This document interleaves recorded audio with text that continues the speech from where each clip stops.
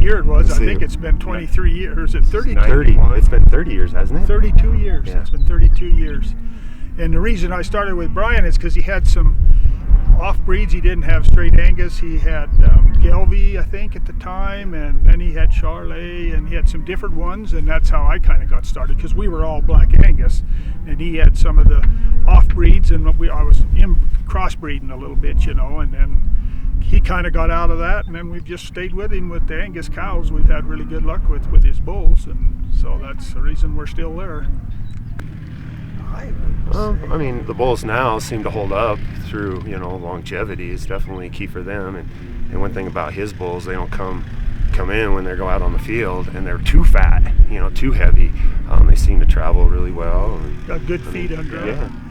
Yeah. And one thing about them too, I don't think they're not real big bulls, so they're not, you know, it doesn't take as much to feed them, and they still raise a good big calf. But you know, I don't think they're the extreme like some other bulls we buy are, you know, really big, and his aren't that way. They're more rangy. Okay. Do you guys breed? Do you guys bull breed heifers or do you AI? No, bull breed. With his, we buy some bulls from him for heifer bulls as well.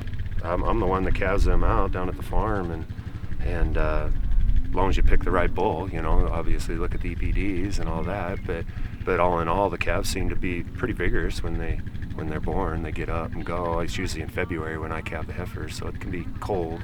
So it's nice to have a calf that's gets up and wants to suck its mom. Yeah.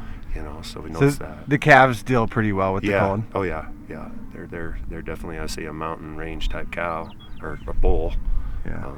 They're probably the best feed that they have, and I think that goes back to just they're not so fat and fed, you know, a lot of corn and stuff where it blows their feet out when they're young, and then they kind of fight that throughout their life. You know, those bulls come in and they're ready to go to work, and they're not too fat, and their feet aren't too long or soft, or I mean, they do good. Yeah. The neat thing about Brian is he's getting out there and he's on the radio and he travels and he talks to people and he communicates with people that maybe don't know a lot about ranching and bull stuff. So it's been neat to see what he's doing to the community and to the Angus industry in general, really. Then he has meat in the local market here in Dillon too, which is awesome. I mean, you know, the people can go right downtown there and buy meat right off of his place. And it's good. Yeah. It's the real deal. He's rare, you know. You but don't knowing see that. Brian I mean, and the way he communicates with people, it doesn't surprise me. I mean, he can get things done where other people, you know, are stand back. He gets in there and you know, promotes himself and promotes his beef, and he's a go-getter. Yeah, that's for sure. Yeah, it takes that kind of person that's willing to go to meetings and go travel and leave the ranch and the farm and communicate with people. And still, industry has to have people like Brian.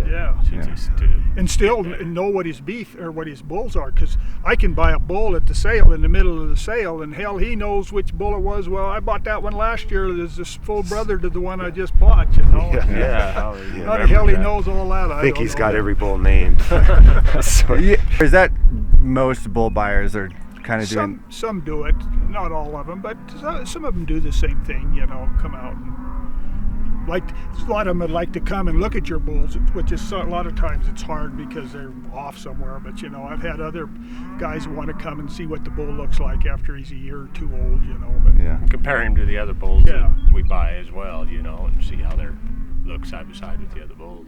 Gotcha. And then I guess lastly, how would you say like Massard bull pricing is for? Are you getting higher, like a great quality for the price that you're paying? Would you say, or would you say it's pretty on point, consistent with the industry? Consistent with all the other sales, and like he's got a lot of people to show up. And you would, you know, sometimes those big sales the price tends to go a little higher, and he might be a little on the higher end, but I mean, he's worked his way to that point, I believe. Yeah. But, and he's got his numbers there now, which is nice. Yeah. You got more a selection, you know, because he goes up. When I think the first time, you know, some of the sales he only like have 60 head or something. Now he's got like 160. So I mean, it works better for us. I mean, it's more apt to get a bull that you want. Yeah. One you just gonna. You got. All right. And how many bulls do you guys buy a year, would you say?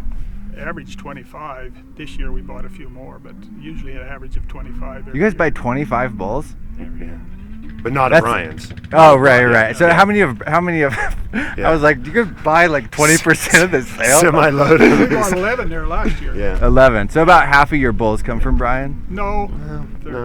Well, A Or good a high, third. yeah. That we try Last to. year was a lot, Yeah, we about- definitely yeah. probably get the most. at last year Ryan's. was 11. This year was 7. I think the year before was 7 or 6, or we. 7 to 11 is kind of our average. And then on average, how long would you say you keep those bulls? What's their lifespan on the ranch? 5 years. About 5 years. Yeah. And is that pretty average? That's Yeah. what we do. Yeah. I mean, they go a lot longer if you wanted them to, but just for ours with the mountains and stuff, just it seems to be a good time to change out. Gotcha. They get ornery and they just don't breed anymore. They sit in the willow bottoms. Get in the willows. Yeah. All right, fantastic. I mean,